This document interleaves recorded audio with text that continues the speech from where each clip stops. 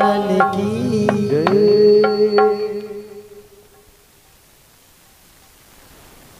आइए सज्जनों, आज श्रीमद् भागवत महापुराण की चतुर्थ दिवस में हम प्रवेश करते हुए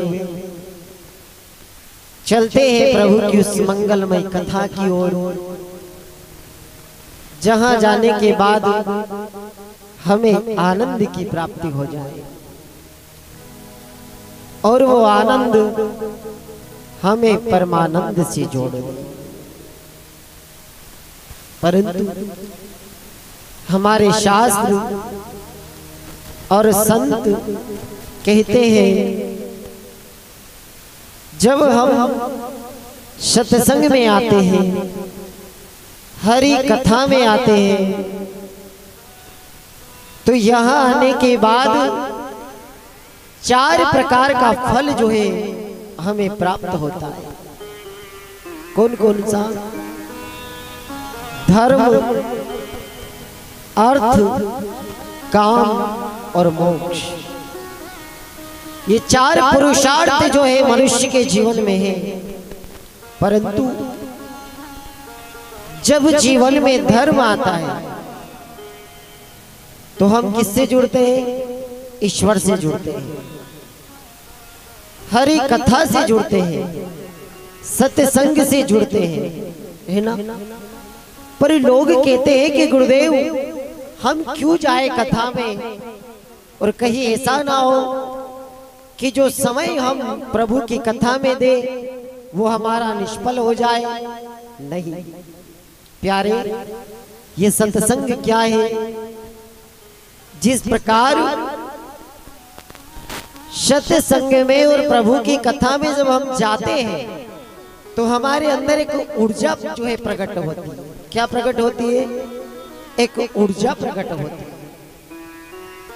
अब ऊर्जा जब प्रकट हुई तो फल हमें कैसे मिलेगा? ईश्वर की कथा का, है ना? तो जैसे हम घड़ी में अलार्म भरते हैं, है ना? अब जितने समय की अलार्म हमने भरी है उसी समय पर वो बजती है ना? जितने समय की हमने अलार्म भरी है उतने समय पर वो बज जाती है। अलार्म कब भरी हमने? पहले रात्रि में, और सुबह अपने को जागना है 5 बजे। अब वो बजती कब है? 5 ही बजे।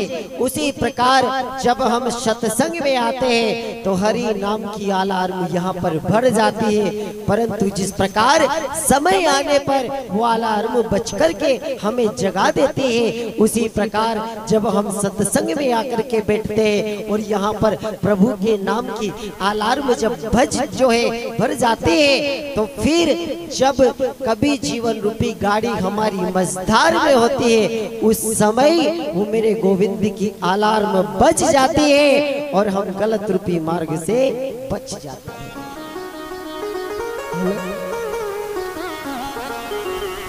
तो इस प्रकार इस मन की घड़ी में भी, मन जो है ना, इस मन की घड़ी में भी हरि नाम का अलार्म भरते रहोगे तो ये बजता रहेगा। कब? जब भी आपके जीवन रूपी गाड़ी गलत दिशा की ओर जाएगी और प्रभु के नाम का जो अलार्म आपने भरा है वो जो है बजता रहेगा, तो आपकी जो गाड़ी गलत मार्ग पर जा रही है वो सीधे सत्य रूपी मार्ग पर चली जाएगी। फिर हमें भटकना नहीं पड़ेगा, फिर हम संभल जाएंगे, है ना? तो ये सत्संग क्या है? ये भी एक ईश्वर का दिया हुआ क्या है? बैंक अकाउंट है।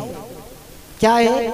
एक बैंक अकाउंट है जिसमें हरि नाम का बैलेंस यदि रोज डालते रहोगे, प्रभु के नाम का बैलेंस यदि रोज जमा करते रहोगे, तो जब आवश्यकता पड़ेगी ना तब निडर होकर के निकाल लोगे। क्यों? फिर भरोसा रहेगा कि मेरे अकाउंट में कुछ है।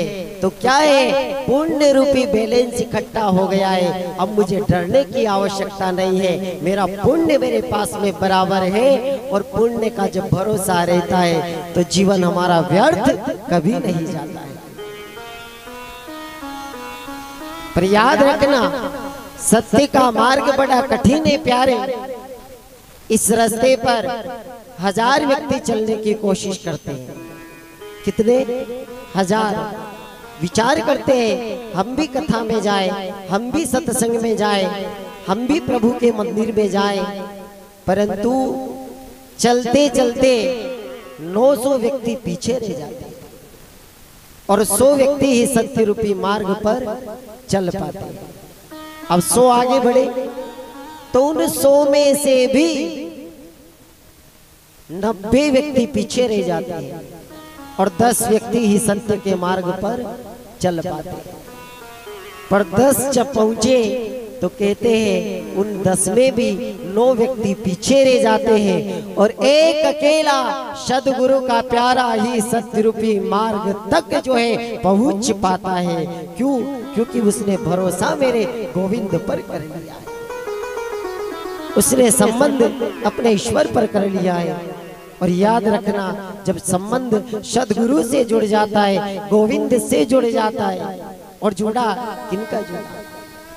मीराबाई का जुड़ा, नरसिंह मेहता का जुड़ा, जिसने प्रभु के नाम पर जब अपनी संपत्ति लुटाई तो दुनिया के लोगों ने कहा था, अरे नरसिंह जी महाराज ये क्या कर रहे हो, तुम इतने बड़े व्यक्ति हो, इतने धनवान हो, तुम्हारे पास इतने जो है सब कुछ है, फिर भी तुम लुटा रहे हो और स्वयं एक संत की भांति भिखारी के रूप में हरि नाम भजन गुणगान कर रहे हो। तब नरसिंह मेहता ने भी संसार के लोगों से कहा था, भैया जिस परमात्मा के लिए मैंने लुटाया है, मुझे भरोसा है जब मुझे आवश्यकता लगेगी तो उसे मेरा ऋण चुकाना पड़ेगा। और चुकाया। जब नानी भाई के मायरे भरने का समय आया तो मेरे गोविंद को आना पड़ा। क्यों आना पड़ा? क्योंकि भगवान को पता है इसने मुझे दिया है तो मुझे भी इसे देना पड़ेगा।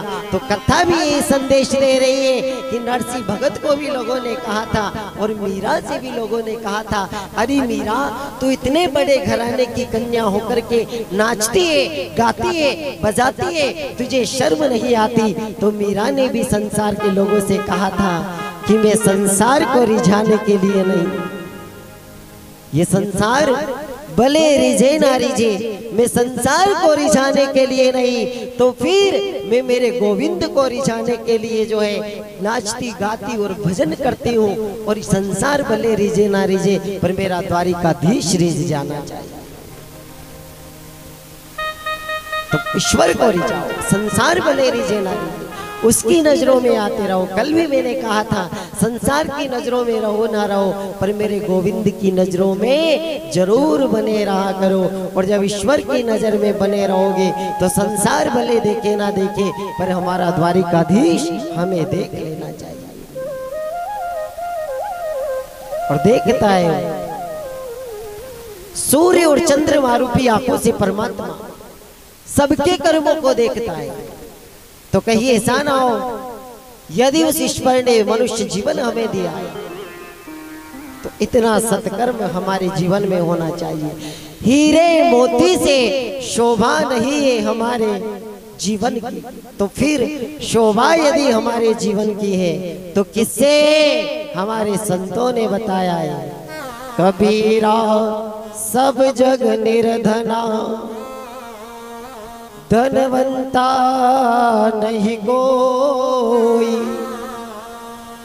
धनवंता वह जानिए जाके राम रतन धन होई।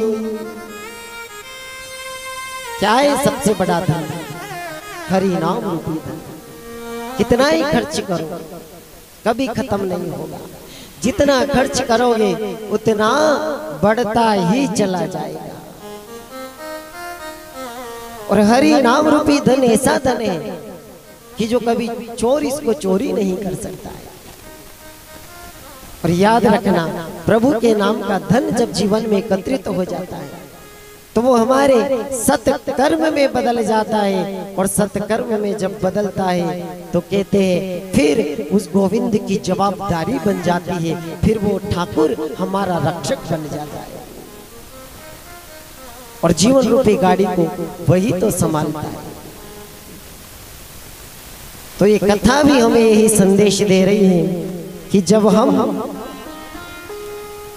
सत्संग में आते हैं तो घड़ी में जब अलार्म भरते हैं तब नहीं बजता, पर जिस समय का भरते उस समय बज जाता है। उसी प्रकार हम इस मन की घड़ी में जब हरि नाम का अलार्म भरते हैं तो वो जब समय आता है तब जो है बज जाता है, और समय आता तब जब बजता है ना तो फिर हमारा मार्ग विपरीत दिशा की ओर नहीं, हमेशा सत्कर्म की ओर जो है लगा रहता है। यही संदेश ये कथा दे रही और हमारे संत की वाणी भी बता रही है। प्यारे, मुक्ति का कोई तू जतन कर ले, रोज थोड़ा थोड़ा हरि का भजन कर ले, थोड़ा थोड़ा हरि का भजन कर ले। मुक्ति का कोई तू जतन कर ले रे, मुक्ति का कोई तू जतन कर ले। रोज थोड़ा थोड़ा हरि का भजन कर ले, रोज थोड़ा थोड़ा प्रभु का भजन कर ले।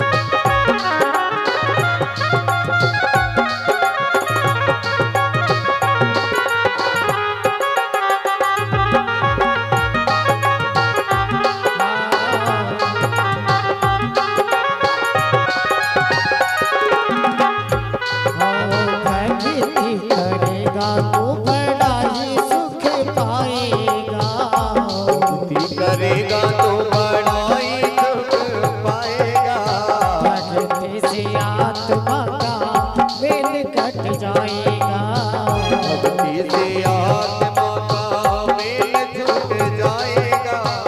आत्मा के साथ मनन कर ले, आत्मा के साथ साथ मन कर ले, रोज थोड़ा थोड़ा हरि का भजन कर ले, थोड़ा थोड़ा हरि का भजन कर ले।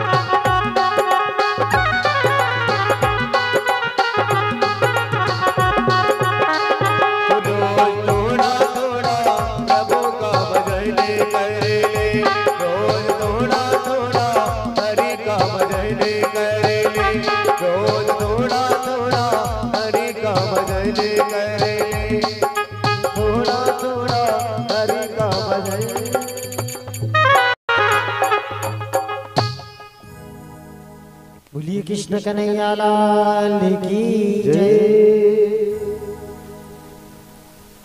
तो देखिए आज हमारे बीच में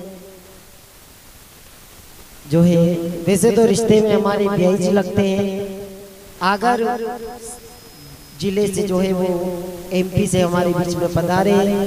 वह स्वयं भी एक कथावाचक है और उन्हीं की कन्या जो हमारे घर में बहू बन करके आएगी वो भी एक कथावाचक है। तो आज वो आपके गांव में पधारे हैं, तो उनका भी इस कथा मंच से जो है स्वागत और सम्मान है। आइए प्रभु की इस कथा में हम चलते हैं। बोलिए कृष्ण कन्हैया लाल की। और कुछ भक्त हमारे डूंगर गांव जहां कथा हुई थी पिछले बार हमारी, वहां से भी आज इस प्रांगण में कथा पांडाल में पधारे हैं, तो उनका भी व्यास मंच से स्वागत है।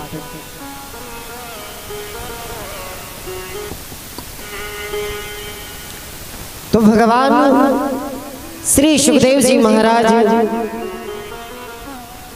राजा परीक्षित को भागवत की कथा श्रवण करवा रहे हैं और बता रहे कि राजन, आज तुम्हें चतुर्थ दिवस जो है भागवत की ज्ञान गंगा में स्नान करते हुए जो है बीतने जा रहा है। परीक्षित ने गुरुदेव के श्री चरणों में प्रणाम किया और कहने लगे, गुरुदेव जब से मैं आपके श्री चरणों में आकर के बैठा हूं तब से मेरा मन, मेरी वाणी और मेरे विचार जो है पवित्र हो गए, क्योंकि ये कथा, प्रभु की कथा एक ऐसी चीज है जिसे एक बार व्यक्ति जब श्रवण कर लेता है तो हमारे वेद शास्त्र और संत की वाणी कहती है कि जीवन की व्यथा समाप्त हो जाती है। और गुरुदेव आप जैसे जैसे भगवान की इस कथा का रसपान मुझे करवाते जा रहे हो, मेरे मन में भरा हुआ विषय विकार वासनाएं धीरे धीरे जो है नष्ट होती हुई चली जा रही है और मन मेरा पावन और पवित्र बनने जा रहा है। और महाराज प्रसंग श्रवण करवा रहे सुखदेव जी महाराज राजा परीक्षित को और बता रहे हैं, राज ऋषि भरत जी महाराज जो कि ऋषभदेव जी महाराज के सबसे जो है ज्येष्ठ पुत्र थे, नाम क्या आता है? भरत।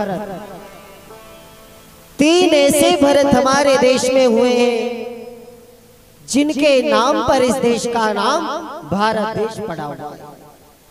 ऐसे ऐसे लोग, ऐसे ऐसे संत, ऐसे ऐसे राजा इस देश में होकर के चले गए हैं जिन्होंने इस संसार से जाने के बाद भी संसार में नाम अपना जो है अमर कर दिया है। बहुत सारे लोग आते हैं संसार में साहब, पर लोग याद उसी को रखते हैं जो सत्कर्म करके यहाँ से जाता है, जो कुछ कमा करके यहाँ से जाता है, वरना आए और चले गए कुछ पता नहीं चला।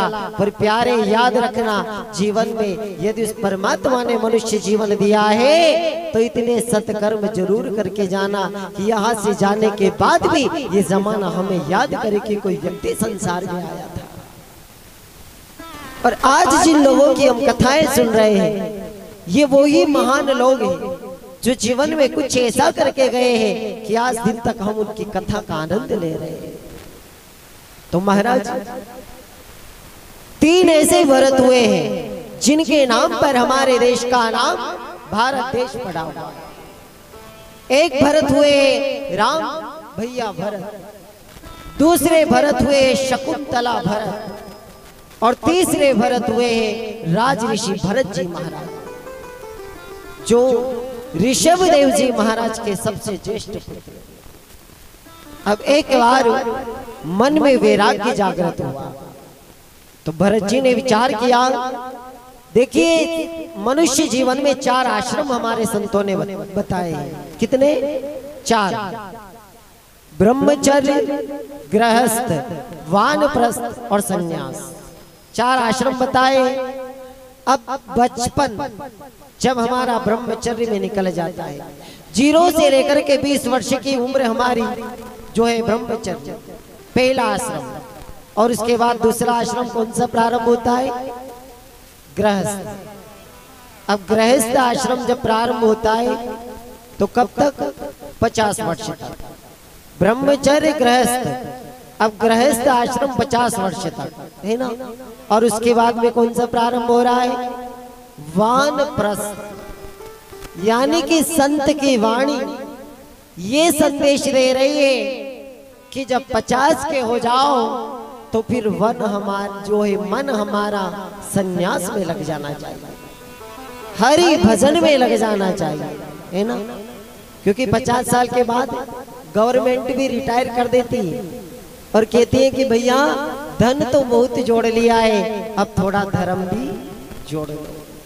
पर महाराज यहाँ क्या होता है, जैसे जैसे वृद्ध अवस्था आती है, 50 के लोग होते वैसे माया मोह ज्यादा बढ़ता है, वैसे घर गृहस्थी में लोग ज्यादा उलझते हैं। पर कथा संदेश रह रही है कि 50 के बाद में दूर, पर लोग दूर नहीं, वही उलझते रहते हैं। पर याद रखना, ज्यादा यदि चिपक के रहोगे घर गृहस्थी में तो भगवान भी बड़ा चतुर है, वो विचार करेगा कि ये ज्यादा उलझा हुआ है तो अगले जन्म में छिपकली बना करके भेज देगा, तो वही कमरे में चिपकते रहोगे, है ना।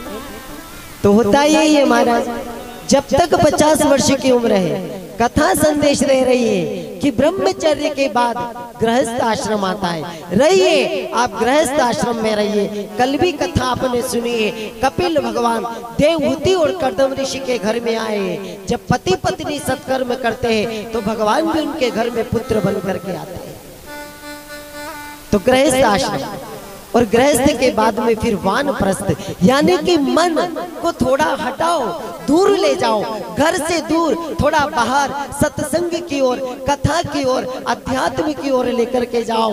और संत की वाणी संदेश दे रही है कि संसार के लिए खूब जोड़ लिया, अब अपनी आत्मा के लिए जोड़ करके दिखाओ। पर 50 वर्ष का इंसान होता है तो महाराज क्या होता है, देखिए थोड़ा और कथा को समझने की कोशिश करें।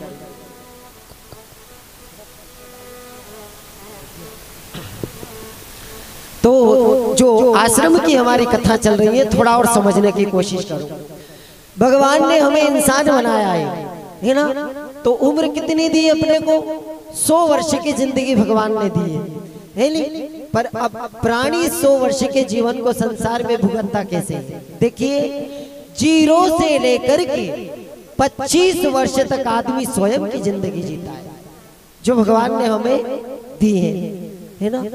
अब 25 साल के बाद में जब इंसान का विवाह हो जाता है, अब विवाह होता है तो फिर क्या करता है वो? उसको कमाना पड़ता है ना। तो 25 साल के बाद में उम्र कौन सी प्रारंभ हो गई? गधे वाली। क्योंकि गधे की बात इंसान बोझ ढोता रहता है, या तो घर से खेत, खेत से घर, या घर से ऑफिस, ऑफिस से घर, है ना। और कब तक बोझ ढोता है? 25 से लेकर के 50 साल तक मनुष्य जो है गधे की भांति बोझ जो है ढोता रहता है। अब 50 साल का इंसान हो गया, 50 के बाद में फिर कौन सी उम्र? फिर उम्र प्रारंभ होती है हमारी कुत्ते वाली। क्योंकि जब 50 साल का इंसान हो जाता है, घर में बहू आ जाती है, तो फिर कहते हैं माँ बाप का घर से रिटायरमेंट हो जाता है, अलग कमरे में खाट लगा दी जाती है, और फिर हमें कुत्ते की भांति रखवाली करना पड़ता है। और कब तक करते हैं? 50 से लेकर के 75 वर्ष तक, है ना। 75 साल तक फिर इंसान को रखवाली करना पड़ता है। और महाराज 75 के बाद में फिर हमारी उम्र स्टार्ट होती है बंदर वाली। क्यों? क्योंकि जब 2-3 बाल बच्चे हो गए, तीनों का विवाह कर दिया, तो महाराज आज जमाना वो आ गया है कि आज के माँ बाप भी, अब जब आज के माँ बाप जब अपने बेटा बहू की शादी कर देते हैं, तीनों के लिए अलग अलग मकान की व्यवस्था कर देते हैं, तो आज के बेटा बहू भी अपने माँ बाप को बांटने लग गए कि 6 महीने तू रखेगा, 6 महीने मैं रखूंगा, और 6 महीने मैं रखूंगा। तो बंदर की भांति फिर मनुष्य को छलांग लगाना पड़ता है। और 100 वर्ष का जीवन तो बीत गया। तो फिर इस संसार में क्या लेकर के आए और क्या लेकर के जाओगे। पर लोग फिर भी कहते हैं क्या करे गुरुदेव, ये संसार ही परमात्मा ने ऐसा बनाया है, यदि मैं नहीं रहूं तो मेरे घर का काम ही नहीं चले। कहते नहीं लोग। पर प्यारे, जब तू नहीं था तो भी काम चल रहा था, तू नहीं रहेगा फिर भी काम चलता रहेगा। पर लोग कहते हैं कि मैं नहीं रहूं तो काम नहीं चले। पर प्यारे, ये तो मनुष्य जीवन है। यहाँ पटवारी को लगा रहता है मीजान का खटका, पुलिस को लगा रहता है चालान का खटका, केवट को लगा रहता है तूफान का खटका, पंडित को लगा रहता है अपमान का खटका, रागी को लगा रहता है स्वरदान का खटका, विद्यार्थी को लगा रहता है इम्तिहान का खटका, कंजूस को लगा रहता है मेहमान का खटका, व्यापारी को लगा रहता है नुकसान का खटका, और भक्त को लगा रहता है सदैव अपने भगवान का खटका। और जिसे भगवान का खटका लग जाए उसके मानव जीवन के तो सारे लपड़े ही समाप्त हो जाए। बोलिए कृष्ण कन्हैया लाल की जय हो। ओ बीती जाए रे वो मरिया भजन बिना, बीती जाए रे उमरिया भजन बिना, बीती जाए रे वो मरिया भजन बिना, बीती जाए उमरिया भजन बिना, भजन बिना रे, भजन बिना हो।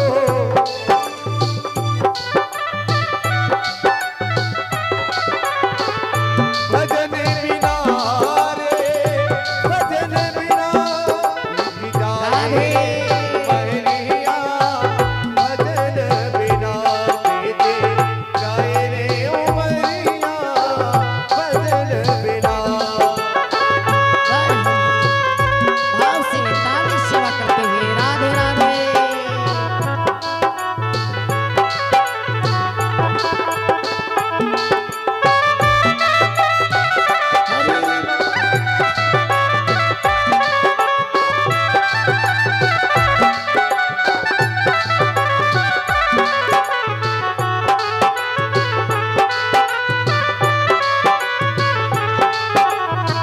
श्री राधे।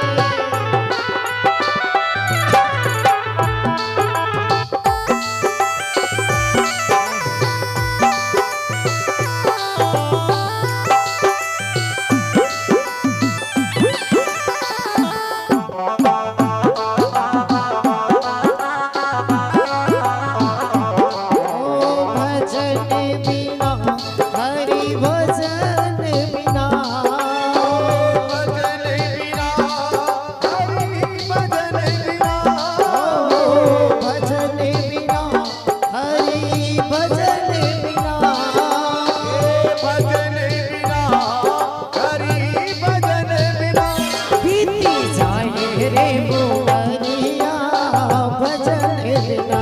बीती जाए रे उमरिया भजन बिना। राधे राधे।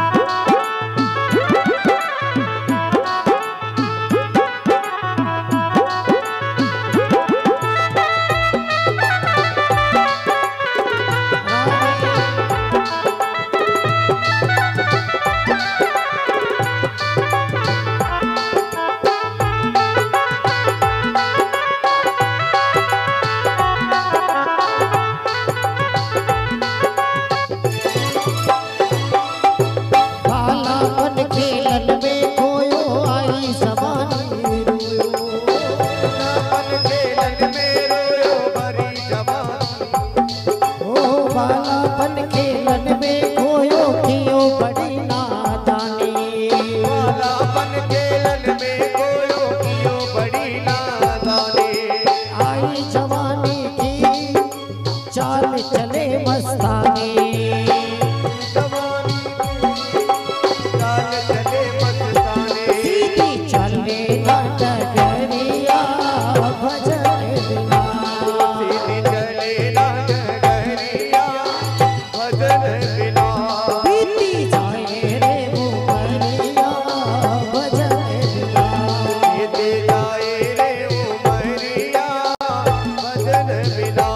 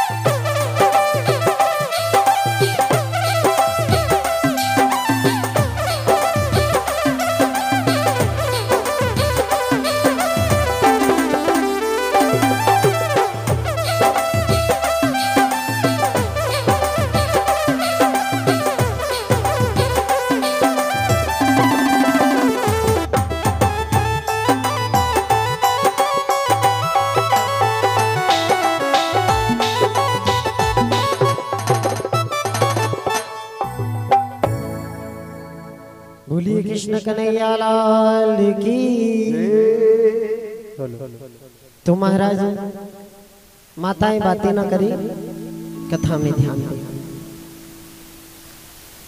तो प्रसंग हमारा चल रहा था राज ऋषि भरत जी महाराज, है ना।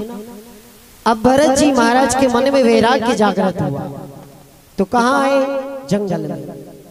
अब वन में आकर के कुटिया बना करके विचार किया कि मैं भगवान के भजन करूंगा, है ना।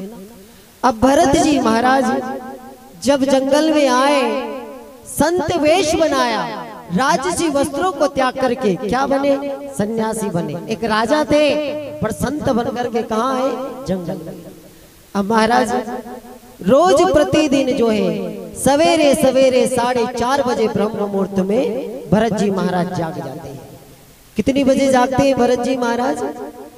4:30 बजे ब्रह्म मुहूर्त। अब ध्यान देना, 4 बजे से लेकर के 6 बजे के बीच में ब्रह्म मुहूर्त होता है। क्या होता है? ब्रह्म मुहूर्त होता है ना। अब मनुष्य होने के नाते हमारा उठने का नियम क्या है? आज तक हमें पता नहीं, पर कथा हमारी संदेश दे रही है। मनुष्य होने के नाते उठने का नियम हमारा ये है कि सूर्य भगवान उदय ना हो इससे पहले मनुष्य को बिस्तर छोड़ देना चाहिए, है ना। अब ये नियम तो भाई लोगों का है, और माताओं का नियम क्या है? पति नहीं जगे उससे पहले पत्नी को बिस्तर छोड़ देना चाहिए। पर आजकल सबकी मोटरें उल्टी चल रही है महाराज। पति तो आराम से सोता है, नहीं, वो माताएं तो आराम से सोती हैं, और पति बेचारा जल्दी उठता है, फिर चाय बनाता है, और फिर बच्चे से कहता है बेटा तेरी माँ को उठा ले, मैंने चाय भी बना दी है ना? पर संदेश कथा ये दे रही है, आपने रामचरितमानस में सुना है, पहले एक कुंभकर्ण था जो 6 महीने तक सोता था और एक दिन जागता था। पर आज कितने कुंभकर्ण हैं? 8 बजे 9 बजे तक हम लोग सोते रहते हैं, घर वाले आवाज देते हैं बेटा उठ जा, सूर्य भगवान उदय हो गए हैं, पर फिर भी वही इधर से उधर करवट लोग बदलते रहते हैं। जिस देश में ऋषि मुनि संत महात्मा 4:30 से 6 बजे के बीच में जग जाते थे, आज उस भारत जैसे देश में मनुष्य को सोने के लिए नींद की गोली खाना पड़ रही है और उठने के लिए मोबाइल पर अलार्म भरना पड़ रहा है। धीरे धीरे हमारी परंपरा जो है नष्ट होती चली जा रही है। पर भरत जी की कथा संदेश दे रही है, जब ब्रह्म मुहूर्त में उठ गए और उठ करके गंगा में स्नान करने के लिए गए। कहाँ गए? स्नान करने के लिए, गंगा कंड के लिए। अब महाराज थोड़ा और ध्यान देना, स्नान क्यों किया जाता है? स्नान इसलिए किया जाता है कि स्नान करने के बाद में हम सत्कर्म करने लायक बन जाते हैं। पर यहाँ लोग सत्कर्म करने के लिए स्नान नहीं करते, यहाँ तो लोग अच्छे दिखने के लिए स्नान करते हैं कि मैं अच्छा दिखूंगा। नहीं प्यारे, शरीर को सुंदर बनाने के लिए स्नान नहीं किया जाता। स्नान यदि किया जाता है तो सत्कर्म करने के लिए किया जाता है, क्योंकि स्नान करने से शरीर की शुद्धि होती है, ध्यान करने से मन की शुद्धि होती है और भजन करने से हमारी आत्मा की शुद्धि होती है। तो स्नान सत्कर्म के लिए किया जाता है। पर यहाँ लोग देह को संभालने के लिए, देह को सजाने के लिए स्नान करते हैं। अब भरत जी महाराज जब गंडकी नदी में स्नान करते हैं तो योग ऐसा लगा कि उस समय एक हिरणी जो है वहां पर पानी पीने के लिए आती है। कथा आप सभी जानते हो। पीछे से शेर जब दहाड़ लगाता है और उस हिरणी को बचाने वाला कोई नजर नहीं आया तो उसने विचार किया कि पीछे यदि मैं लौट के जाऊंगी तो ये शेर मुझे खा जाएगा, और आगे अगर मैं जाऊं तो इस गंगा में गिर करके मेरे प्राण छूट जाएगा। अब ध्यान देना कथा पर। एक मृग, चार पैर का पशु क्या विचार कर रहा है कि मृत्यु मेरी तय है, यदि मैं आगे जाऊं तो गंगा में गिर करके मेरे प्राण छूट जाएंगे, पीछे यदि मैं गया तो ये शेर मुझे खा जाएगा। वो हिरणी विचार कर रही है कि प्रभु इस समय मुझे क्या करना चाहिए। तब उसी हिरणी ने अपनी बुद्धि और विवेक से काम लिया, विचार किया यदि मैं पीछे लौट करके जाऊंगी शेर मुझे खाएगा तो मुझे नर्क में जाना पड़ेगा। इससे तो अच्छा, कितना अच्छा गंगा का घाट, और इस घाट पर यदि मेरी मृत्यु होगी गंगा में तो मुझे सीधा परमपिता परमात्मा का द्वार प्राप्त हो जाएगा। इधर समझ में नहीं आए, थोड़ा राम कथा से सीख ले। जब लंकापति रावण मामा मारीच के पास में आया और उसने कहा, मामा तुम माया मृग बनो, मुझे सीता का हरण करना है, राम को जो है कुटिया से दूर लेकर के जाओ, मैं सीता का हरण करूंगा। मामा मारीच ने कहा, बोले भैया मैंने ये काम बंद कर दिया है, मुझे पता है एक बार प्रभु श्री राम ने बिना फर का बाण मुझे मारा था तो मैं समुद्र के इस पार आकर के गिरा हूं, और अब की बार यदि राम के सामने जाऊंगा तो वो मुझे जीवित नहीं छोड़ेंगे। तो लंकेश ने तलवार उठाई और कहा, यदि तुम मेरा कहना नहीं मानोगे तो मैं तुम्हारा सर धड़ से अलग कर दूंगा। मामा मारीच ने विचार किया कि मृत्यु मेरी तय है, आज यदि मैंने लंकेश का कहना नहीं माना तो ये मेरा वध कर देगा। अरे इस लंकापति रावण के हाथों यदि मेरी मृत्यु होगी तो मुझे नरक में जाना पड़ेगा।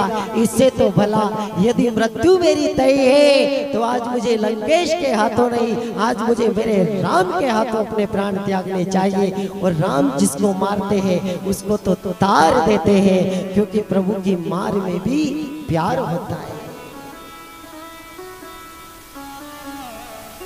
तो समय आता नहीं है, समय तो जब आता है ना प्यारे, तो उस समय जब आता है तो उसको परख करने की, पहचान करने की क्षमता हमारे अंदर होना चाहिए। पर समय आता है और चला जाता है, और वो समय जब निकल जाता है तब लोग विचार करते हैं कि कितना अच्छा समय मेरे जीवन में आया था और वो समय मैंने निकाल दिया।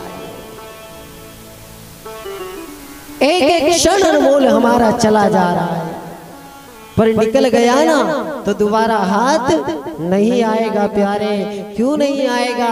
क्योंकि जगत में कोई नहीं परमानेंट। तेल चमेली लक्ष्य लगा ले, चाहे लगा ले सेंट, जगत में कोई नहीं परमानेंट। आवागमन लगा दुनिया में जगत ही रेस्टोरेंट। अंत समय में उखड़ जाएंगे सबके तंबू और टेंट। राष्ट्रपति अथवा जनरल बन जाओ या बन जाओ लेफ्टिनेंट, काल सभी को खा जाएगा, लेडीज हो या जेंट्स। कथा भागवत रामायण ये ग्रंथ है परमानेंट। और बाल कृष्ण कहे प्रभु नाम को भज लो तुम अर्जेंट, तो बेड़ा पार हो जाएगा। समय पर कोई पहचान करने वाला चाहिए। तो वो हिरणी विचार कर रही है कि गंगा का तट, अरे लोग तो ना जाने कितने तीर्थ करते हैं, व्रत करते हैं, कई हजारों पुण्य करते हैं, तब भी गंगा मैया का तट नहीं मिलता है। और आज मेरी मृत्यु आई है तो कैसा समय मुझे, कैसा योग विधाता ने लगाया है। इस माँ गंगा में गिर करके मेरे प्राण यदि छूटेंगे तो मुझे सीधा गोविंद का धाम प्राप्त होगा। कूद गए, अपने प्राण छोड़ दिए महाराज। अब योग ऐसा लगा कि इस दृश्य को भरत जी महाराज देख रहे। अब आप विचार करो कि यदि वो हिरणी जलपान कर रही थी और शेर के दहाड़ने की आवाज वहां पे आई तो हिरणी को तो डर लगा, पर यदि भरत जी भी उसी घाट पर थे तो भरत जी को डर क्यों नहीं लगा? क्योंकि भरत जी संत थे और जो अपना जीवन परमात्मा के प्रति सौंप देता है ना, फिर वो जीवन मरण से जीते जी मुक्त हो जाता है। फिर वो अपना सारा भार मेरे गोविंद के ऊपर छोड़ देता है। फिर वो हमारी तरह ये नहीं कहता है कि मैं ना रहूं तो कौन संभालेगा। फिर वो ये कहता है कि यदि मैं नहीं रहूं तो मेरा सांवरिया सेठ संभालेगा, मैं नहीं रहूं तो मेरा सांवरिया सेठ संभालेगा। तुम कह तो देखो, भगवान से कहो हम तेरी कथा को अटेंड करेंगे, तो परमात्मा कहेगा तू मेरी कथा को अटेंड करेगा, तो फिर तेरे जीवन को देखने की जवाबदारी मेरी रहेगी, मैं देखता रहूंगा। तुम समय तो दे करके देखो, तुम कथा में आए हो तो कौन कर रहा है रक्षा? परमात्मा ही तो कर रहा है। तो महाराज भरत जी जब इस दृश्य को देखते हैं तो वो हिरणी का एक छोटा सा बच्चा, वो गर्भवती थी, गर्भ उसका घाट पे गिर जाता है। भरत जी ने उस छोटे से मृग बाला को उठा लिया और कहाँ आए? वापस अपनी कुटिया में आए। पर समस्या ये खड़ी हो गई कि मन मोहन में लग रहा था। कहाँ लग रहा था? मन मोहन में लग रहा था, मन माला में लग रहा था। किस में लग रहा था? मन माला में लग रहा था। पर मन कहाँ लग गया? मन माया में लग गया और माला छूट गई, है ना? माला में मन लग रहा था। पर माला में मन कैसे लगाना पड़ता है? जैसे लोग जब नोट की गड्डी गिनते हैं ना, तो कितना ध्यान रखते हैं, ऐसा ना हो एक आध नोट ज्यादा निकल जाए तो घाटा चला जाएगा। पर जब माला फेरते हैं नहीं तो 10-20 पारे तो यूं ही चले जाते हैं महाराज, पता नहीं चलता है। नाम एक होता है और माला के मन के 10 निकल जाते हैं। वहां तो घाटा चलेगा नहीं। कथा संदेश रह रही है कि यदि माया रूपी जीवन में कभी पैसे के रूप में थोड़ा घाटा लग जाएगा तो चलेगा, पर भगवान के नाम में घाटा लग जाएगा तो चलने वाला नहीं है। हमारे एमपी में एक सुविधा है, 108 पर फोन लगाओ और कौन सी गाड़ी आती है? एम्बुलेंस है। तो कतरो भरोसो रे पड़े कि कभी बीमार भी हो गया तो झट 108 पे फोन लगाओ और गाड़ी आ जाएगी सरकार की। पर याद रखना, यहाँ तो यदि बीमार हो गए 108 पे यदि इतना भरोसा है तो उस 108 रुपये इस माला पे भी इतना भरोसा रखो कि कभी जीवन में बड़ा कष्ट आ गया तो यहाँ की गाड़ी नहीं आए पर वहां की गाड़ी जरूर आ जाएगी, वहां की गाड़ी जरूर आ जाएगी। और कहो उस मोर से, तेरे भरोसे मेरी गाड़ी, तू जाने तेरो काम जाने।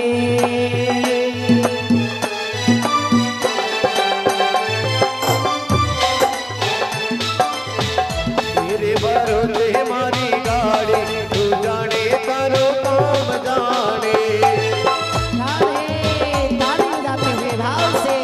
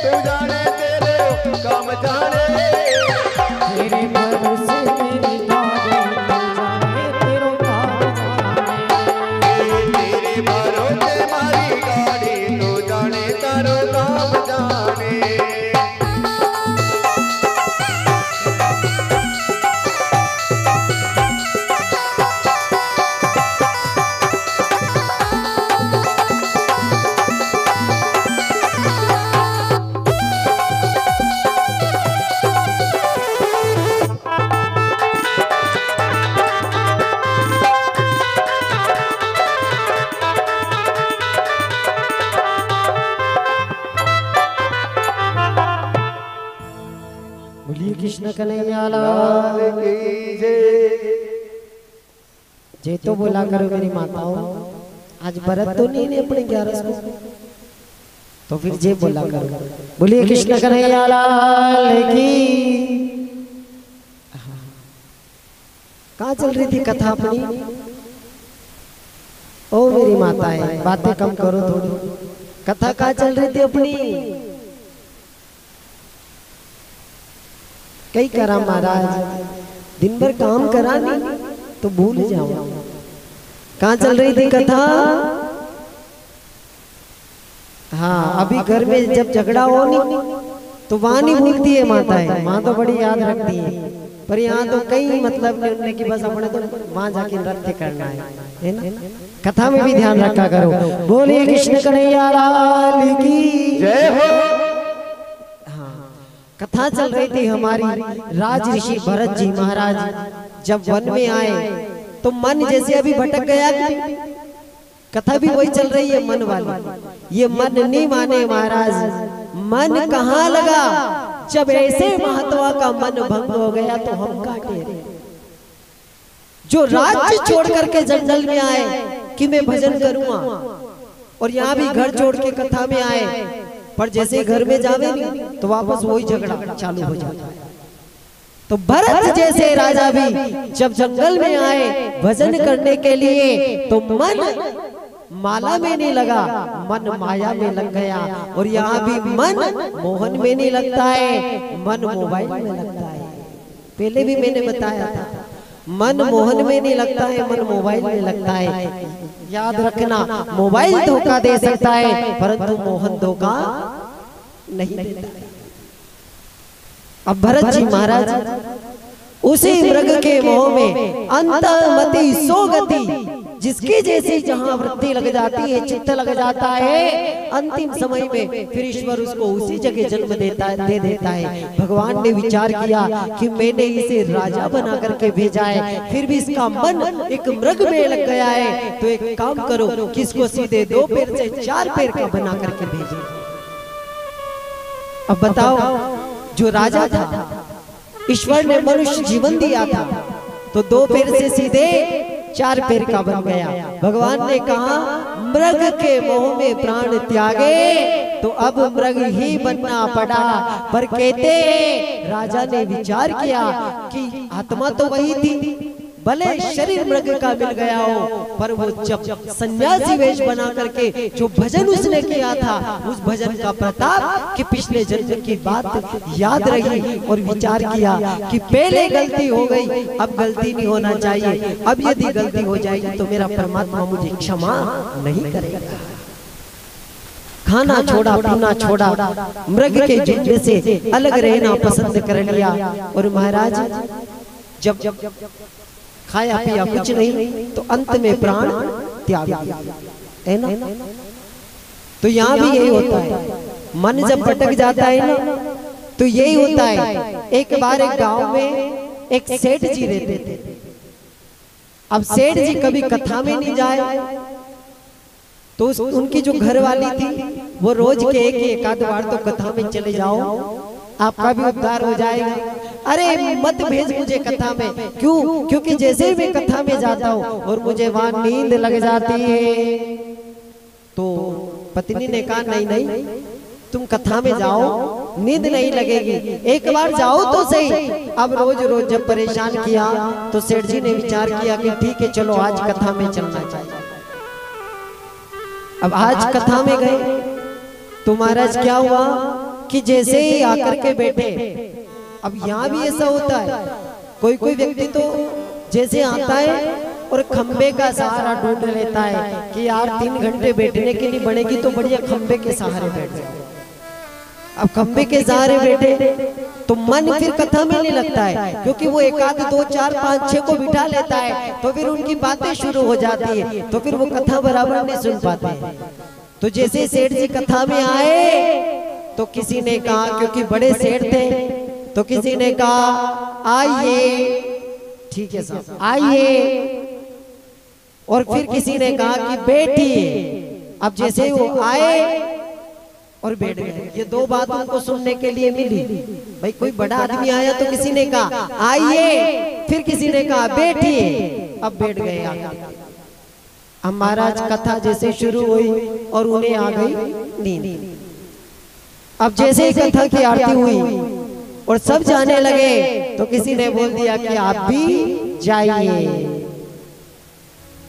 अब घर पहुंचे तो घर वाली ने विचार किया कि देखो घना धन में कथा में गया था तो आज तो कहीं ना कहीं जरूर लेके आया होगा। तो घर वाली ने पूछा आप कथा में गए थे? बोले हाँ। क्या लेकर के आए? बोले मुझे तो कुछ मिला नहीं मिला, पर 3 बातें जरूर कथा से मिली। क्या मिली?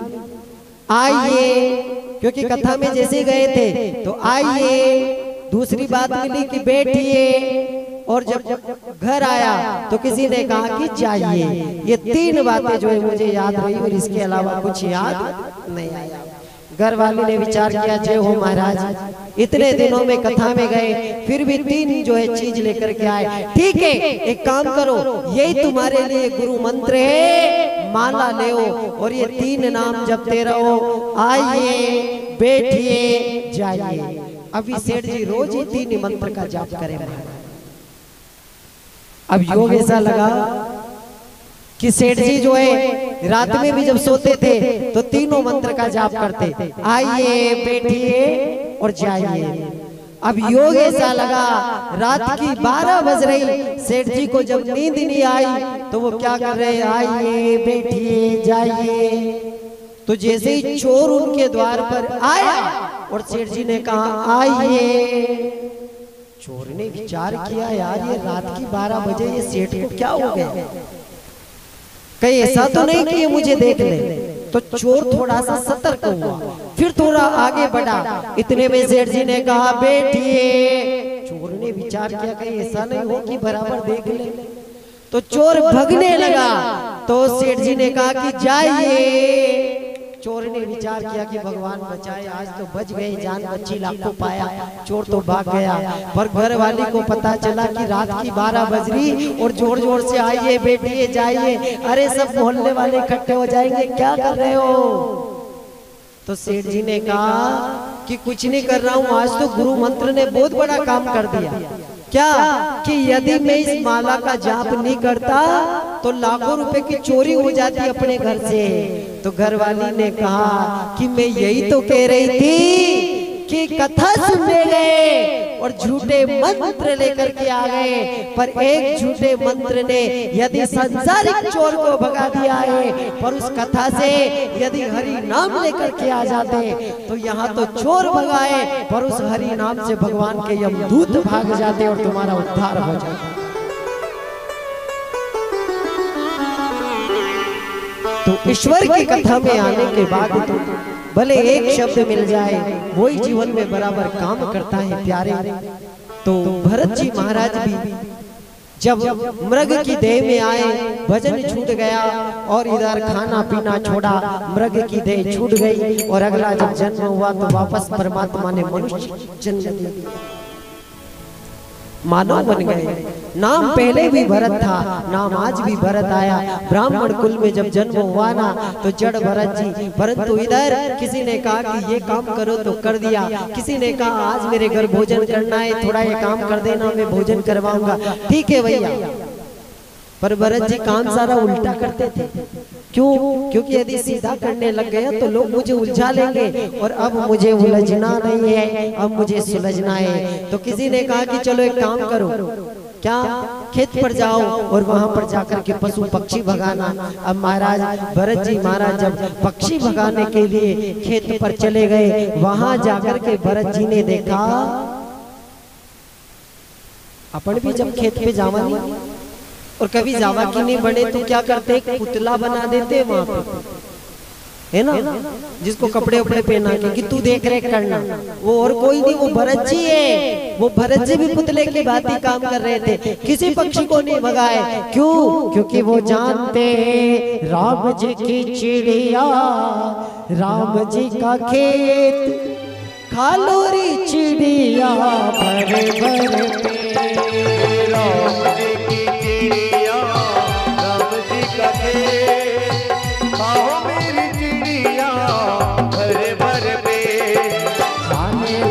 राम, खिलाने वाला राम, खिलाने वाला राम। राम जी की चिड़िया राम जी का खेल, राम जी की चिड़िया राम जी का खेल।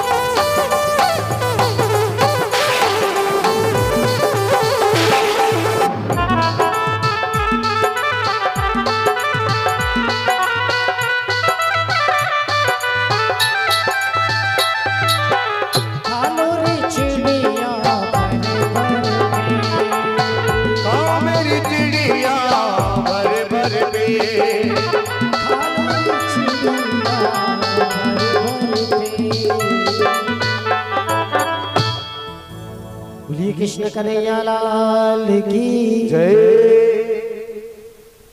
अब भरत जी महाराज जब खेत पर पहुंचे तो किसी पक्षी को नहीं भगाए, क्योंकि वो जानते थे कि खाने वाला राम, खिलाने वाला राम, तो बीच में मेरा रोकने का क्या काम। किसी को नहीं रोका। क्यों? क्योंकि मन का भाव ही ऐसा बन गया था भरत जी का। और कहते हैं जब मन का भाव ऐसा बन जाता है कि हर प्राणी में ईश्वर नजर आता है, तो फिर मनुष्य पाप कर्म से बच जाता है। आपने प्रसंग सुना होगा, थोड़ा सा मैं आपको श्रवण कराऊं। एक भक्त ऐसे हुए, गोरा कुम्हार, जो घड़े बनाते थे, मिट्टी के बर्तन बनाते थे, और नाम उनका था गोरा कुम्हार। बड़े गोरे थे तो लोगों ने नाम ही उनका ये रख दिया था।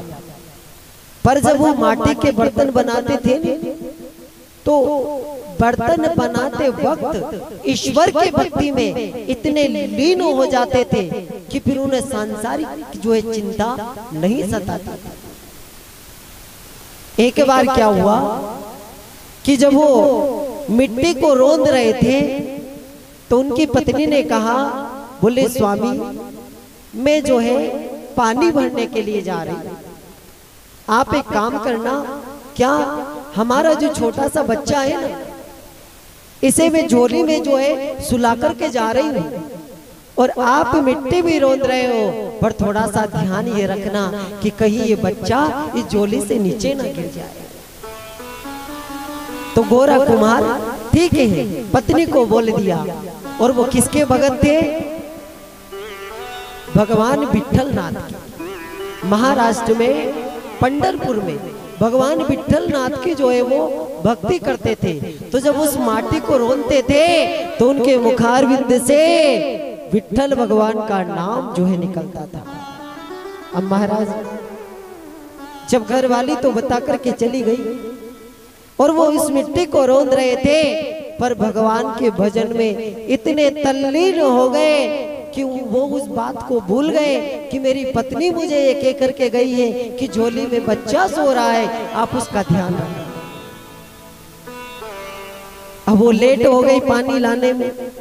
इतने में गोरा कुम्हार जब मिट्टी को रोंद रहे थे, योग ऐसा लगा कि झोली में जो बच्चा सो रहा था वो झोली से उठा, उठ करके घुटने घुटने चलता हुआ उस माटी के ढेर तक आ गया। कहाँ गया? उस मिट्टी तक आ गया।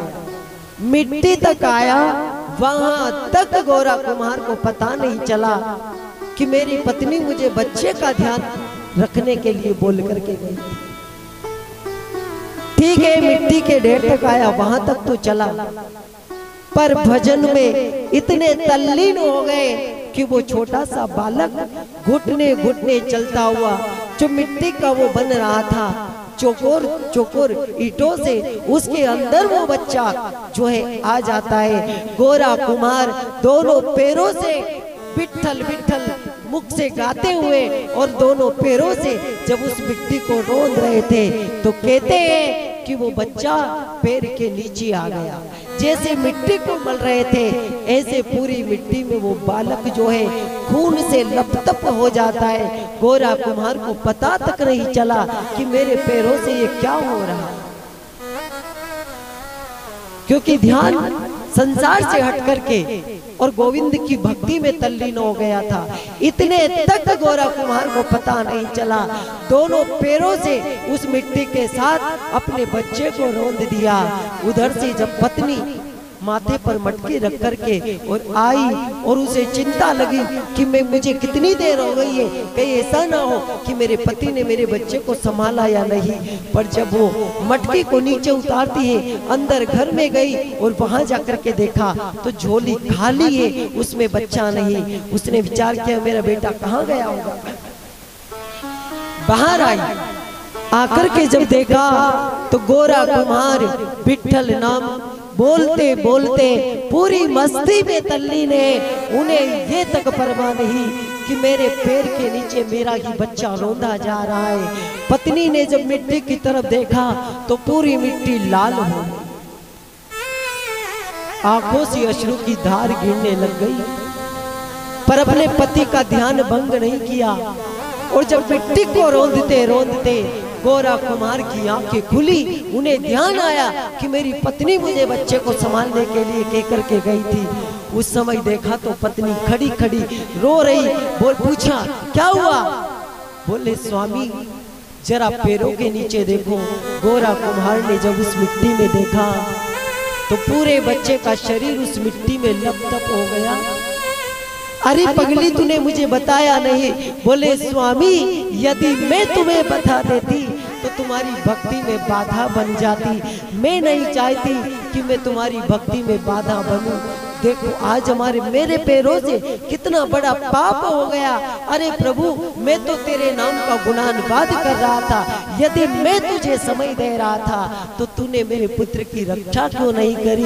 उसी क्षण जब गोरा कुम्हार की आंखों से अश्रु आए तो कहते मेरे भगवान विट्ठल नाथ जो है वहां पर प्रकट हो गए, चार भुजा नाथ, और कहा चिंता मत कर। यदि तू इस माटी को रोंद रहा था, मेरी भक्ति में तू संसार को भूल गया, तो आज ये विट्ठल भगवान भी तेरी भक्ति के लिए पंढरपुर से दौड़ करके और तेरे सामने आ गया।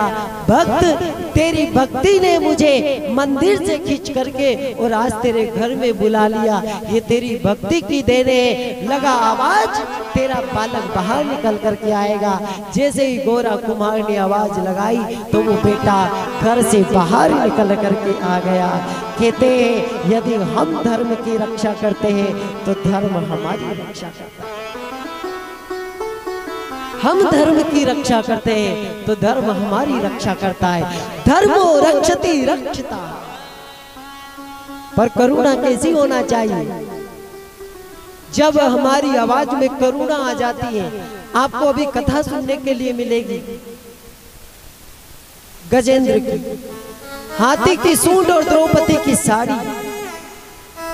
जब हाथी की सूंड जल में बराबर डूब गई थी पूरा शरीर, और कहते हैं द्रौपदी की साड़ी जब खींच रही थी तो द्रौपदी ने भी कहा था अरे द्वारिकाधीश मैं जानती हूँ कि मैं तो एक सांसारिक नारी हूँ, मेरा ध्यान भटक गया, मैं तुझे याद नहीं कर पाई, मेरे से भूल हो गई कि मैंने मेरे 5 पतियों पर भरोसा किया, मैंने भीष्म पितामह पे भरोसा किया, मैंने गुरुदेव द्रोणाचार्य पे भरोसा किया, मैं भूल गई।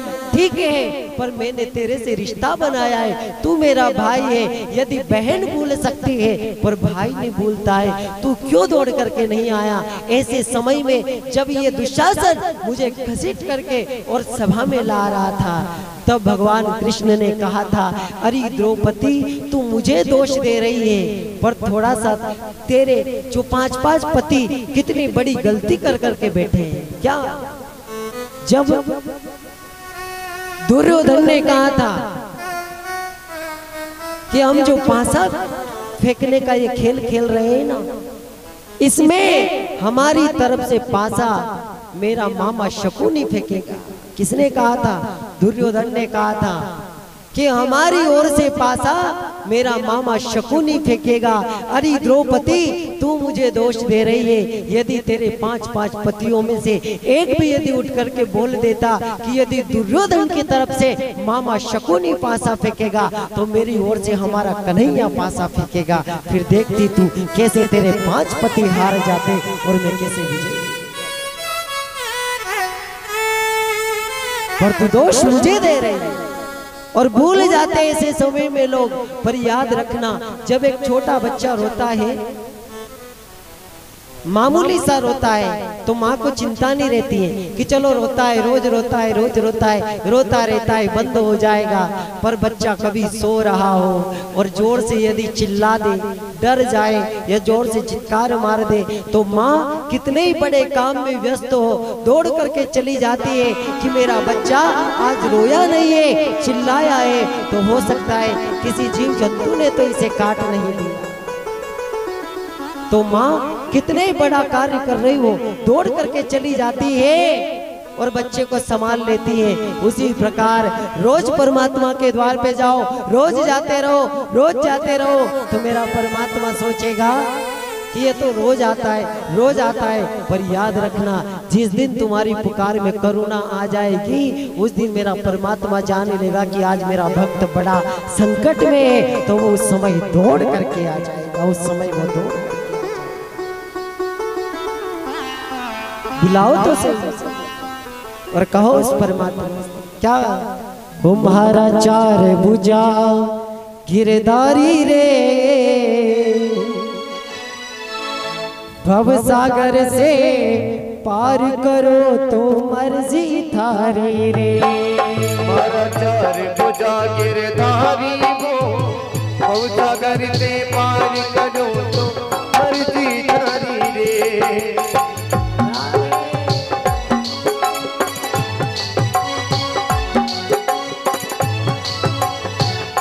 तुम्हारा 4 भुजा गिरधारी रे, भव सागर से पार करो तो मर्जी थारी रे। मर्जी थारी रे सावरिया, मर्जी थारी रे, ओ मर्जी थारी रे सावरिया, मर्जी थारी रे। तुम्हारा 4 भुजा, तुम्हारा 4 भुजा गिरधारी रे, भव सागर से पार करो तो मर्जी थारी रे। तुम्हारा 4 भुजा गिरधारी रे, भव सागर से पार करो तो मर्जी थारी रे।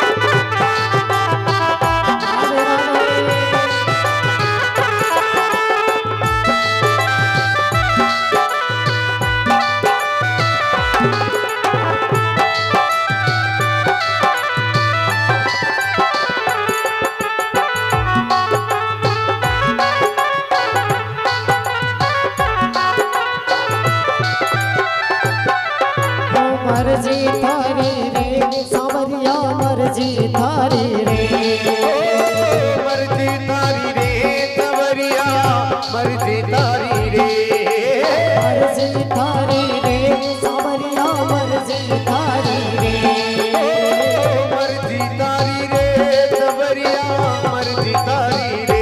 तुम्हारा चार भुजा गिरधारी रे, भवसागर से पार करो तो मर्जी थारी रे।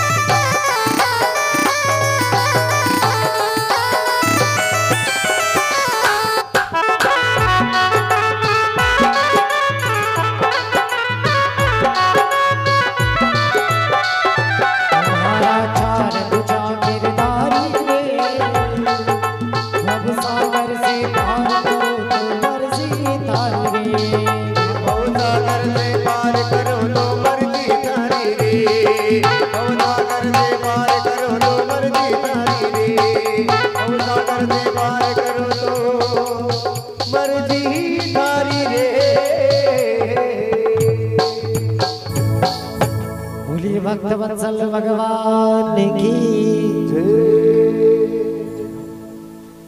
तो इधर प्रसंग हमारा चल रहा था, राज ऋषि भरत जी महाराज जब मृग देह में आए, फिर जन्म हुआ तो भरत बने, और इधर घर वालों ने जब खेत पर भेजा, योग ऐसा लगा राजा रहुगण उस समय अपने जो है सवारी में पालकी में जो है बैठ करके जा रहा था। भरत जी महाराज वहां से निकल करके जा रहे थे। भरत जी ने राजा रहुगण को अध्यात्म ज्ञान दिया, और राजा को जो है अध्यात्म का ज्ञान दे करके फिर भरत जी महाराज ईश्वर की भक्ति में तल्लीन होते हुए आगे बढ़े। और इधर भगवान श्री सुखदेव जी महाराज राजा परीक्षित को बता रहे कि राजन, अब श्रीमद् भागवत महापुराण में प्रसंग आता है समुद्र मंथन का। जब देवता और दैत्यों ने मिलकर के सागर का मंथन किया तो उसमें से क्या निकला? अमृत प्रकट हुआ। अब कथा को देखो, थोड़ा सा समझना पड़ता है। सागर मंथन जब हुआ, निकले रत्न अनेक, मंथन करो सुविचार का, जागृत करो विवेक। जैसे जब सागर का मंथन हुआ तो उसमें से क्या निकला? हलाहल विष। अब जहर जब निकला तो उसे कौन पिए? कोई पीने के लिए तैयार नहीं। तो देवता लोगों ने भोलेनाथ को याद किया, बोले प्रभु अमृत यदि पहले निकल जाता तो सब लोग तैयार हो जाते, हमें चाहिए हमें चाहिए हमें चाहिए, पर यहाँ पहले विष निकला है और इस विष को पीने वाला कोई नजर नहीं आ रहा। भोलेनाथ ने कहा चिंता मत करो, मैं विष को पीऊंगा। क्यों? क्योंकि जो अमृत पीते उन्हें देव कहते हैं, और जो विष पीते उन्हें महादेव कहते हैं। विष पीने के बाद भी क्या बन गए? महादेव बन गए। पर ध्यान देना, विष को यदि कोई पी ले तो विष से तो मृत्यु हो जाती है, पर भोलेनाथ ने जहर को पिया, पर भोलेनाथ को कुछ नहीं हुआ। क्यों नहीं हुआ? रामचरितमानस में एक शब्द आता है विश्राम। क्या आता है? 9 पारायण पहला विश्राम, मास पारायण दूसरा विश्राम, विश्राम। क्या शब्द आता है रामचरितमानस में? विश्राम। भोलेनाथ ने क्या पिया? विष। अब विष जब भोलेनाथ ने पिया तो उसे कहाँ रोका? कंठ में। तो कंठ में किसको रोका? विष को। और मुख में क्या है? राम। दिन रात जो है राम। राम राम रटते हैं भोलेनाथ। तो कंठ में विष और भोलेनाथ के मुख में राम, तो फिर वहां वो विष क्या काम कर गया? विश्राम।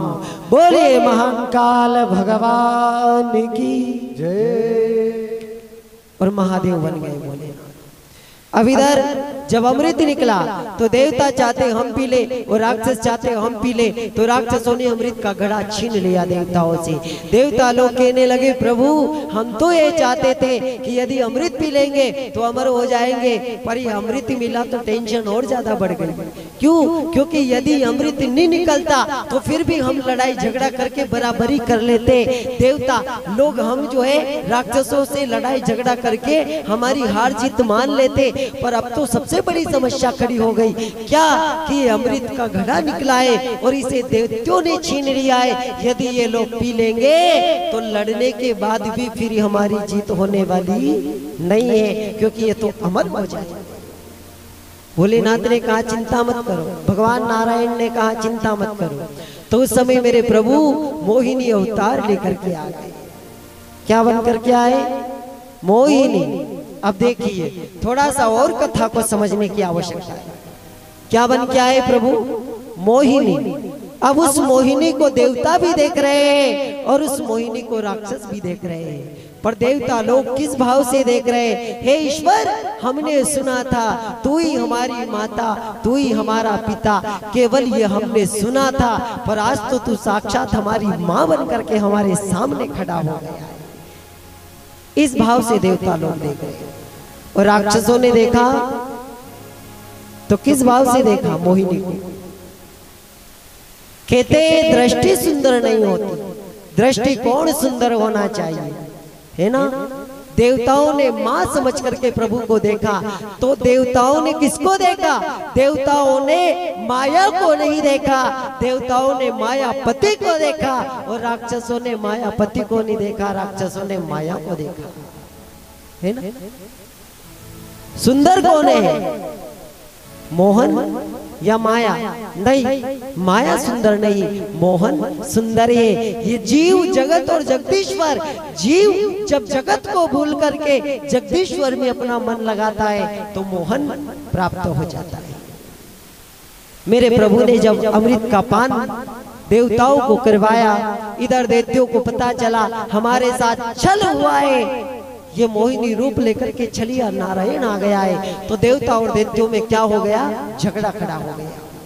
अब युद्ध हुआ, तो उस युद्ध में राजा बलि परास्त हो जाते हैं और जो है इंद्र विजय होते हैं और वो स्वर्ग की ओर देवता लोग चले जाते हैं। इधर जब राजा बलि परास्त हुए तो गुरुदेव शुक्राचार्य जी ने संजीवनी विद्या के द्वारा राजा बलि को जीवन दान दिया और राजा बलि से कहा, बलि यदि तुम अमृत पी लेते, अमर बन जाते, तो तुम्हें स्वर्ग प्राप्त हो जाता। बोले हाँ। अब अमृत से तो वंचित हो गए, अब यदि स्वर्ग का अधिकारी बनना है तो एक और उपाय मेरे पास में है। क्या है? बोले तपस्या के बल पर, यज्ञ के बल पर, ब्राह्मणों का सम्मान करने के बल पर और धर्म के बल पर अभी भी तुम्हारे पास में समय है, तुम इंद्रासन के अधिकारी हो जाओ। भाई दो चीज से तो नाम चलता है, या तो अच्छा काम करके नाम कमा लो या बुरा काम करके नाम कमा लो। नाम वो भी कमाता है जो बुरे कर्म करता है, नाम वो भी कमाता है जो अच्छे कर्म करता है। परंतु याद रखना, अच्छे कर्म करके यदि नाम कमाओगे तो नाम संसार में अमर रह जाएगा और लोग जब भी याद करेंगे तो सम्मान के साथ याद करेंगे। तो राजा बलि तुम यज्ञ करो। कितने यज्ञ करवाए राजा बलि से? 1 से लेकर के 99 यज्ञ। और संकल्प क्या था? किस पृथ्वी पर जितने भी ब्राह्मण हैं, कोई ब्राह्मण ऐसा नहीं बचना चाहिए जो कह दे कि मुझे राजा बलि ने दान नहीं दिया। सभी ब्राह्मणों का आह्वान किया और महाराज सबको दान दक्षिणा से भरपूर, बिल्कुल जो है किसी को कुछ चाह नहीं रही। और पूरी पृथ्वी पर राजा बलि का बड़ा नाम, महाराज ने 99 यज्ञ कर लिए। 100वां यज्ञ यदि पूर्ण हो जाएगा तो महाराज बलि जो है इंद्रासन के अधिकारी हो जाएंगे। स्वर्ग पर अपना आधिपत्य जमा लेंगे। देवताओं ने भगवान नारायण के पास में जाकर के कहा, बोले प्रभु फिर समस्या खड़ी हो गई, क्या पहले अमृत हमने पी लिया, अमर बन गए, फिर भी हमारा पद स्थिर नहीं है, अभी भी डर लग रहा है ऐसा ना हो हमारी सरकार चली जाए। प्रभु ने कहा, देवताओं तुमने तो अमृत पी लिया है। बोले प्रभु ये अमृत तो हमने पी लिया, अमर बन गए, पर राजा बलि ने तो इतना दान किया, इतना दान किया, इतना दान किया कि पूरी त्रिलोकी में राजा बलि की वाह हो रही है। और उसी दान के बल पर यदि शोभा यज्ञ पूर्ण हो गया तो वो हमारी इंद्रासन का अधिकारी हो जाएगा। प्रभु ने कहा, ठीक है चिंता मत करो, जिस अमृत को पी करके देवता भी सुखी नहीं हो पाए, वही अमृत का घट देवता लोग किसके पास पहुंचे थे, पहले दिन की कथा को याद करो, परीक्षित के पास में, और कहा था तुम इस अमृत को पी लो। तो भैया तुम तो पहले ही पी के अमर बने हुए हो, फिर दूसरे को क्यों पिला रहे हो? बोले हम इसलिए पिला रहे हैं कि अमृत जो है अमरता तो दे सकता है, परंतु ये अमृत दिव्यता नहीं दे सकता। इसलिए परीक्षित से भी कहा था कि तुम अमृत पी लो और भागवत रूपी अमृत हमें पिला दो। तो राजा परीक्षित ने मना कर दिया था, नहीं। क्यों? क्योंकि स्वर्ग का अमृत झगड़ा उत्पन्न करवाता है और भागवत रूपी अमृत जीवन में शांति को प्रदान करता है। तो प्रभु ने कहा, चिंता मत करो। उसी समय देव माता अदिति के गर्भ से प्रभु जो है वामन अवतार लेकर के प्रकट हो जाते। बोलिए वामन भगवान की जय। और कहाँ आए? राजा बलि के द्वार पर आए। पर भगवान केवल राजा बलि के द्वार पे नहीं, हमारे यहाँ भी रोज आते हैं। आप रोज आरती में गाते हो नहीं? क्या गाते हो? तन मन धन सब है तेरा। और राजा बलि के द्वार पे आए भगवान, तो उससे भी तीन ही चीज मांग रहे हैं, और हम भी रोज गा रहे हैं, तन मन धन सब है तेरा। पर किसी दिन भगवान प्रकट होकर कह दे कि ला भैया तन भी दे, मन भी दे, धन भी दे, तो दे पाओगे? नहीं नहीं भगवान, हम तो बस गाकर के आपको सुना रहे हैं। तो मेरा परमात्मा भी जानता है कि जब तू देने लायक नहीं है तो मैं आऊं क्यों? भगवान भी उसके द्वार पे जाते हैं जो बुलाना जानता है। और किसको बुलाया? प्रभु को बुलाया, क्योंकि भगवान के लिए तो यज्ञ कर रहे हैं। पर प्रभु जब वामन अवतार लेकर के राजा बलि के द्वार पर आए और उधर देखा तो एक द्वारपाल खड़ा हुआ था।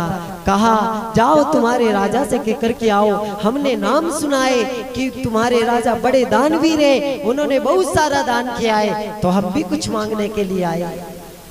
अब ध्यान से कथा को सुनना। जब राजा बलि को पता चला कि मेरे द्वार पर ऐसा कौन सा ब्राह्मण बच गया जिसने दान नहीं पाया हो, दक्षिणा नहीं पाई हो, तो राजा बलि बाहर निकल करके आए। जब बाहर आए देखा तो वामन भगवान द्वार पर खड़े हुए। अरे ब्राह्मण देवता, तुम दान से वंचित रह गए हो, मांगो। पृथ्वी से लेकर के आकाश तक पूरी त्रिलोकी की संपदा अपनी है, अपना ही अधिकार है, आप जो भी मांगोगे देने के लिए तैयार हो। प्रभु ने कहा, भैया मुझे तेरी बातों पे भरोसा नहीं होता है। कैसे? कि मुंह से तो तुम बोल रहे हो, थोड़ी देर बाद मना कर दो, तो फिर क्या करें? बोले संकल्प करो, अपनी पत्नी को बुलाओ, दोनों पति पत्नी जब संकल्प करोगे कि हमारे द्वार पर आने वाले ब्राह्मण को हम जो है 3 पग भूमि देने का संकल्प कर रहे हैं, तो मैं स्वीकार कर। अब यह बात शुक्राचार्य जी के कान में गई कि 99वां यज्ञ पूरा होने जा रहा है और द्वार पर कोई ब्राह्मण आया है। तो शुक्राचार्य जी ने विचार किया कि ऐसे समय में आने वाला तो छलिया विष्णु के अलावा दूसरा कोई हो ही नहीं सकता। राजा बलि के पास में पहुंच गए। अरे बलि, क्या करने जा रहे हो? बोले मैं द्वार पर आने वाले ब्राह्मण को 3 पग भूमि देने जा रहा हूं। तो शुक्राचार्य जी ने क्या कहा? अरे तुझे पता नहीं, वो नारायण है, छलिया नारायण, और 3 पग में सब कुछ छीन लेगा और तुझे लक्ष्मीहीन कर देगा। तो राजा बलि ने क्या कहा? बोले गुरुदेव आप मेरे गुरु हो, मुझे कितनी बड़ी बात बता रहे हो। यदि आज नारायण मेरे द्वार पर है और यदि नारायण को प्राप्त करके मैं लक्ष्मीहीन भी हो जाऊं तो मुझे चिंता नहीं, क्योंकि लक्ष्मी को छोड़ करके मुझे आज नारायण प्राप्त होने जा रहा है। लक्ष्मी को छोड़कर आज मुझे नारायण प्राप्त होने जा रहा है। तो गुरुदेव भले मैं लक्ष्मीहीन हो जाऊं पर मैं ब्राह्मण को जो है खाली हाथ जाने नहीं,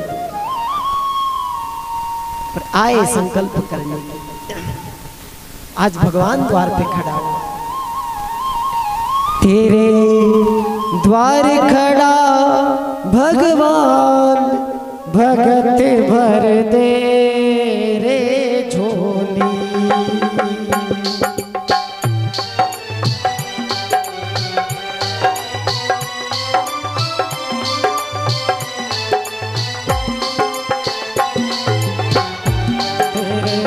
द्वार खड़ा भगवान, भगत भर दे रे झोली।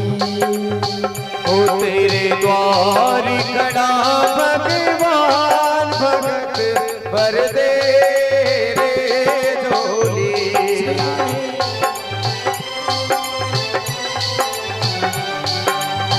ओ तेरे द्वार खड़ा भगवान, भगत भर दे रे झोली।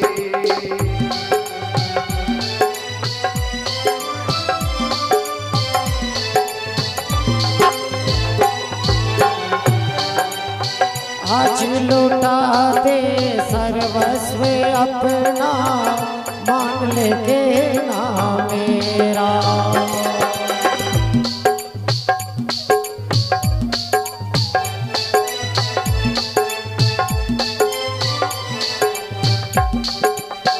आज लौटा दे सर्वस्व अपना, मान ले के ना मेरा।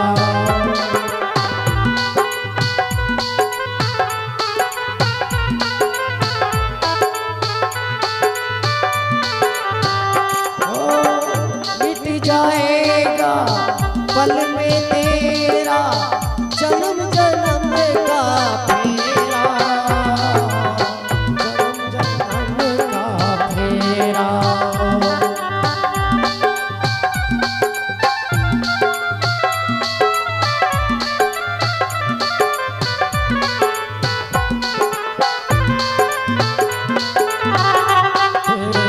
द्वार खड़ा भगवान, भगत भर दे रे झोली।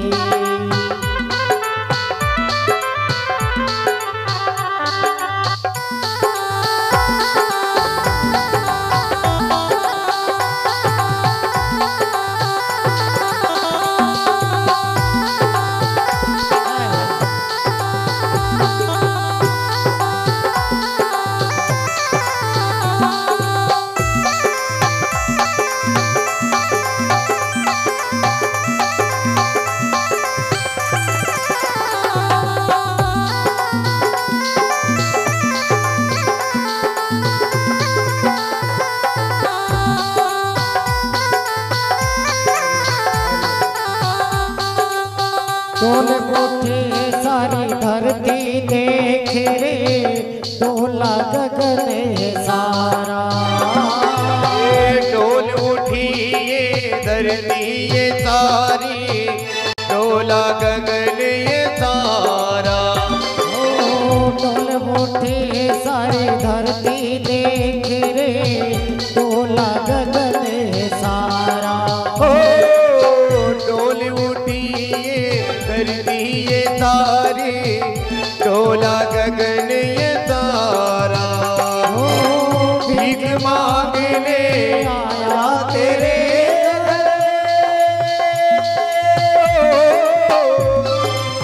भीख मांगने आया तेरे घर, जगत का पालन हारा रे, ये जगत का पालन हारा। तू छोड़ सकल अभिमान रे तेरी, झूठी नहीं ये जान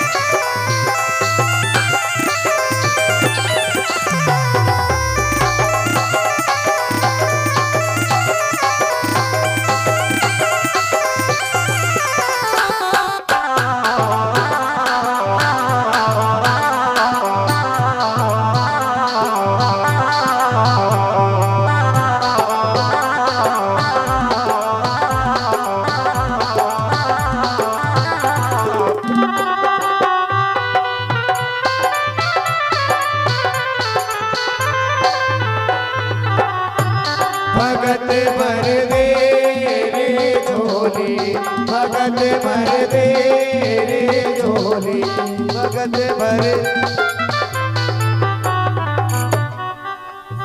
बोलिए भक्तवत्सल भगवान की जय।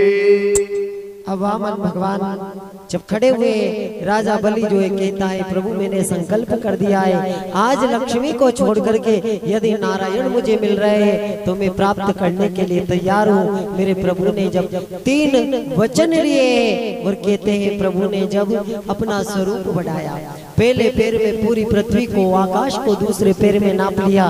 राजा बलि से कहने लगे बलि थोड़ी देर पहले तू कह रहा था कि मैं त्रिलोकी का राजा हूँ, मेरे पास सब कुछ है, तूने मुझे 3 वचन दिए, अब मैंने तो 2 में ही पूरा सब कुछ नाप लिया है, तीसरा वचन तो तेरा झूठा होने जा रहा है, बताओ। राजा बलि ने कहा प्रभु मेरा वचन झूठा ना हो, एक वचन में आपने मेरा धन ले लिया, दूसरे वचन में आपने मेरा मन ले लिया, तीसरे वचन में आप मेरा तन भी ले लीजिए, तन मन धन तेरा तुझको अर्पण, क्या लागे मेरा। जब प्रभु ने अपना तीसरा पैर माथे पर जब रखा ना तो सीधे जो है पाताल लोक में राजा बलि को पहुंचा दिया। बोलिए भक्तवत्सल भगवान की जय। अब महाराज राजा बलि जो है सीधे पाताल लोक में पहुंचे।